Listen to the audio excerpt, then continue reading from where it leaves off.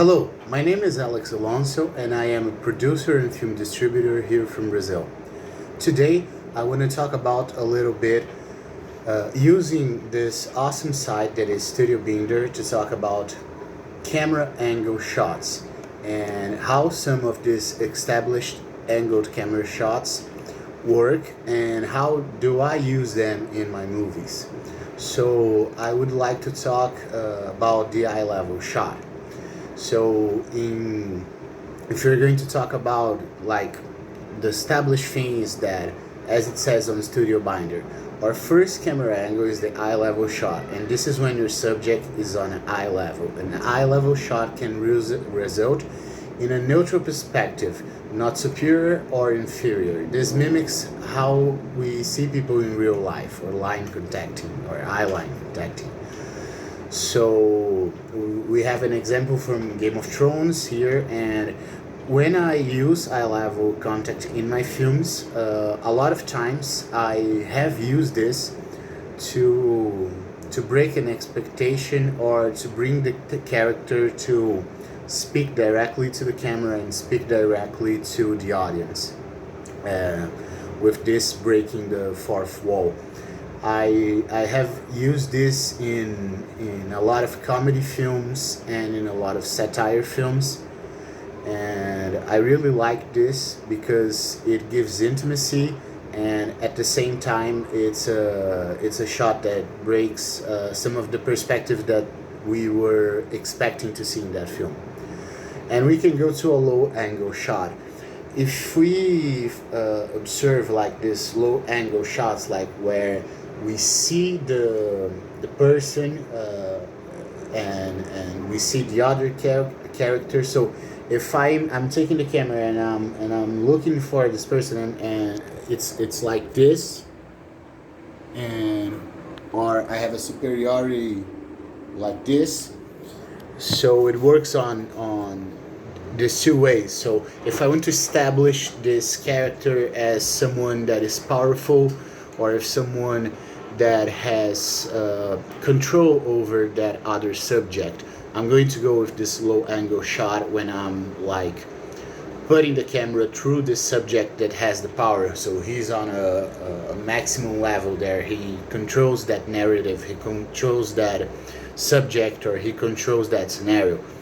It's the thing, the low angle shot, and which is actually a high angle shot.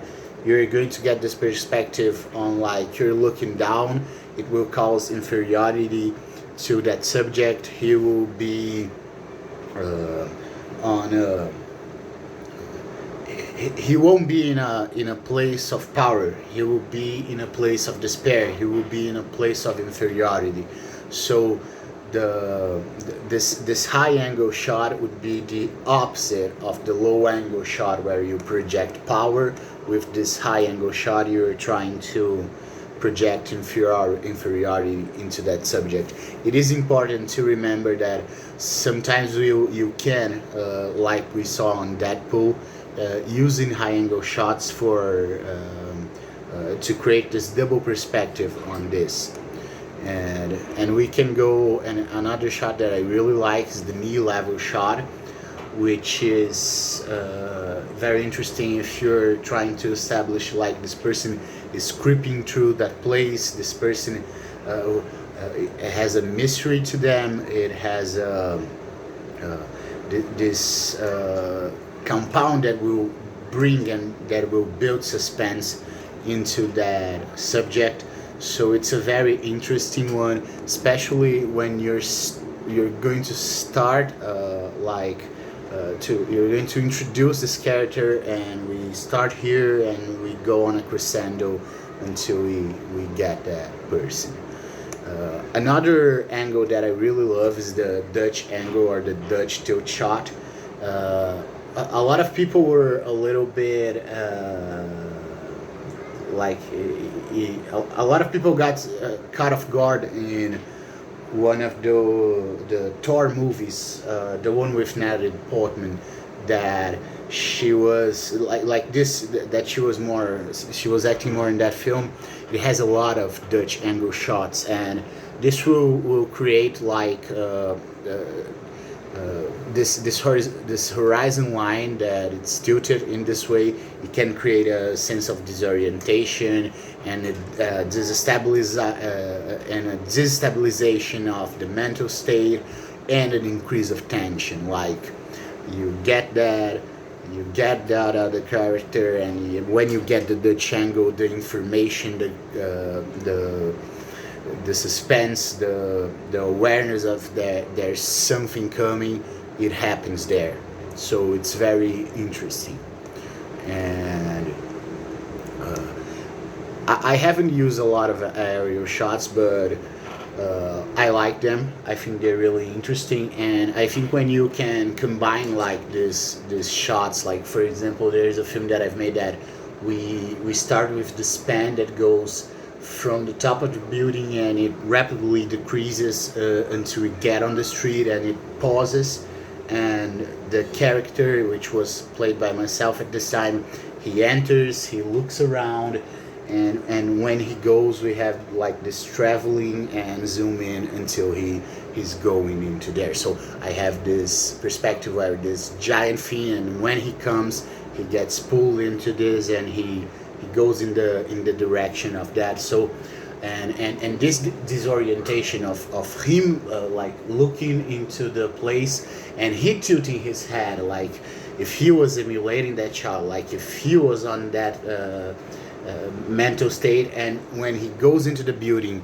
and we actually get the zoom in while it's like panning like this, we get that there is this huge thing, there is his fear, there is his mental confused state, and all of this is going to collapse into him like having to acknowledge that he's on the scenario where he doesn't have power. And we can accomplish that not exactly using the high angle shot or the low angle shot, but a combination of a combination of those two in creating like this new shot, but that takes the concept of coming from a low angle, introducing this character, and giving his movement on camera, emulating the high angle shot, and then going with the zoom as if we don't have a choice and we have to continue walking with him. I will talk a little bit more. I will talk more about some other stuff related to how I work and how I produce. But this is the first video. This is definitely one of the shots that I most like, and something that just to make a give a little extra information. I really like to do like this very open shots where I have the subject, I have the other actor. Sometimes they're facing one another. We have a still camera, and they talk for like 2 to 3 minutes, and I go with that with a minimum of cuts or just a little bit of inserts of for an example, like a close-up of an object or a close-up of the guy drinking. And I think this creates like a steadiness, and at the same time like you are looking as an outsider, but it's almost like you're there.